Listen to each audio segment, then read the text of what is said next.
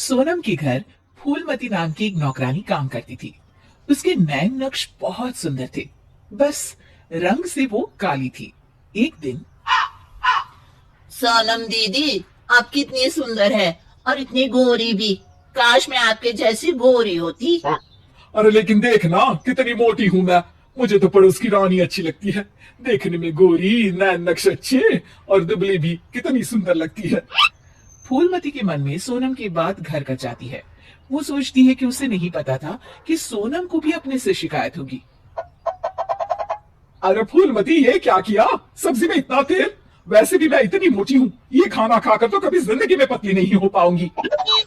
अरे दीदी, मैं तो आपकी जैसी होती तो कोई शिकायत ही ना थी। गोरी गोरी। अरे गोरी ही तो हूँ। खुद को तो देख, तेरे नैन नक्श, तेरा पतला शरीर। फूलमती, कोई भी खुश नहीं है इस दुनिया में अपने रंग रूप को लेकर। किसी का कुछ न कुछ छूटा ही हुआ है। हाँ दीदी, लेकिन काली तो काली ही होती है ना। अरे शायद तू नहीं समझेगी। काश मैं भी रानी की तरह होती। अच्छा चल, आज रानी खाने पर आ रही है तो कुछ अच्छा बना लेना। तभी वहां रानी आ जाती है। रानी दुबली पतली गोरे रंग की महिला होती है। दोनों सहेलियां बैठकर गप्पे मार रही होती है कि वहां फूलमती खाना लेकर आती है। अरे रानी दीदी, आप कितनी सुंदर है। काश मैं आप ही की तरह होती तो कितना अच्छा होता। शुक्रिया फूलमती, लेकिन तुम्हारे नए नक्श तो बड़े ही तीखे हैं। हाँ दीदी, लेकिन हूँ तो काली ही ना। वैसे तो मैं भी वो सामने वाली वंदना को देखकर सोचती हूँ कि काश मैं उसके जैसी होती। हैं दीदी, आप भी अपने से खुश नहीं? ना ना, मैं तो बहुत खुश हूँ। बस जरा लंबाई, काश मेरी लंबाई वंदना जैसी होती तो कमाल हो जाता। फूलमती उन लोगों को खाना देकर वहां से चली जाती है।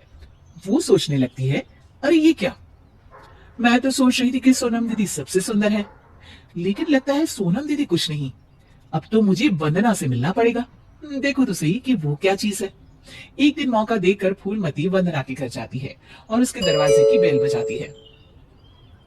हाँ बोलो, क्या काम है? मैं ना एक काम वाली हूँ और घरों में काम करती हूँ। क्या आपको किसी नौकरानी की जरूरत है? हाँ हाँ, जरूरत तो है, लेकिन सिर्फ झाड़ू के लिए।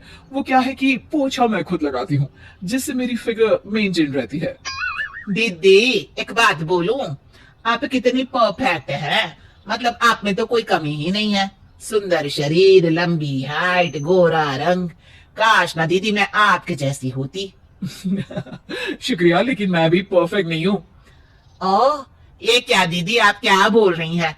ऊपर वाले ने तो आप में कोई कमी रखी ही नहीं है। अरे तू उस दीपिका को जानती हो ना? कैसी बात कर रही हो दीदी? वो कहानी हर घर की हीरोइन ना। हाँ हाँ वही। उसकी त्वचा देखी है, कैसी दमकती चमकती, और कमर तो कितनी पतली है। हाय। पर दीदी, वो तो हीरोइन है, हीरोइन। वो तो पैदा ही ऐसी हुई होगी। हाँ वही तो, उसको तो भगवान ही ऐसा बनाया होगा, सुंदर, चमकता और दमकता। फूलमती सोचने लगती है, अरे ये क्या, आकांक्षाओं का कोई अंत ही नहीं है। कोई खुश नहीं है खुद से। हर किसी को किसी और जैसा दिखने की चाह है।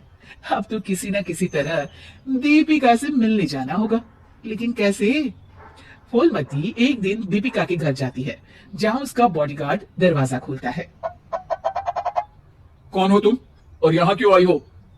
मैं ना मैडम से मिलने आई हूँ, कोई बात करनी थी। अरे चलो चलो यहाँ से, ये कोई धर्मशाला नहीं है जो बात करने के लिए आ गई मैडम से। तभी वहां दीपिका आ जाती है। अरे भैया आने दो, फैन होगी मेरी। फूलमती दीपिका के पीछे पीछे उसके घर के अंदर चली जाती है। मैडम, आप तो इतनी सुंदर हो जैसे कि कोई गुड़िया। हाय हाय, त्वचा तो ऐसी जैसे कि मोम। मैडम, काश मैं आपकी जैसी होती। अरे मैं काफी परेशान हूँ अपने रंग रूप को लेकर। एक ही जिंदगी और उसमें भी भगवान ने मुझे ऐसा बना दिया। दीपिका को फूलमती की बात परेशान कर देती है। वो उसे पास बिठाती है और फिर कहती है, देखो मैं भले ही सुंदर हूँ, लेकिन उसे बरकरार रखने के लिए मुझे बहुत मेहनत करनी पड़ती है।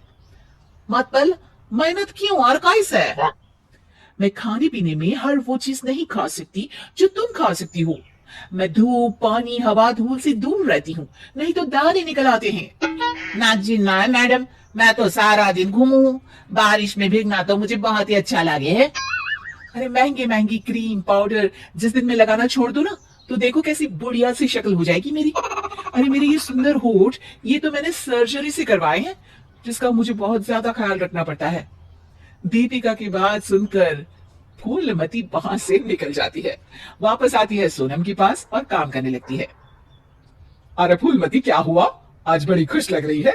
हमेशा तो परेशान सी रहती थी, अब किसके जैसा लगने की चाह है? किसी की तरह नहीं दीदी, भगवान ने तो मुझे बहुत ही अच्छा बनाया है। मेरे जैसे नैन नक्श और काया हर किसी को नहीं मिलती। मुझे ना तो कोई महंगी क्रीम लगानी पड़ती है और ना ही खाने पीने में कोई परहेज करना पड़ता है। मौसम कोई भी हो, मैं तो पूरे मजे लेती हूँ, ना धूल से प्रॉब्लम और ना ही डॉक्टर के चक्कर। तो दीदी मैं तो अब खुशी रहूंगी ना।